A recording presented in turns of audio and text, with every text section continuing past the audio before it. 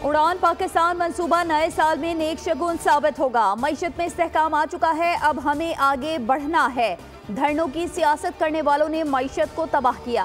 धरनों ने मईशत का धड़न तख्ता करने में कोई कसर नहीं छोड़ी। वज़ीर आज़म शहबाज शरीफ का काबीना इजलास से खिताब, कहा इक़्तिसादी बेहतरी की गवाही आम आदमी भी दे रहा है। उड़ान पाकिस्तान प्रोग्राम मुल्क की मईशत को मजीद इस्तेहकाम देगा।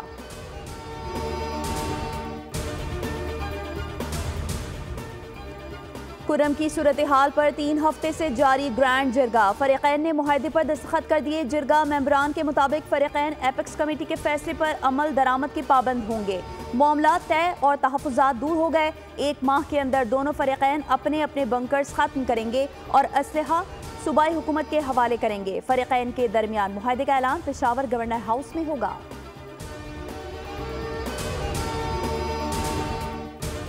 और कराची में मुख्तलिफ मुकामात पर धरने जारी। नुमाइश चौरंगी पर मरकजी धरना, एक ट्रैक बंद, दूसरे से ट्रैफिक जारी। अबुल हसन अस्फहानी रोड, कामरान चौरंगी, अंचोली में भी धरने। ट्रैफिक का निज़ाम दरहम बरहम, आवाम को मुश्किलात का सामना।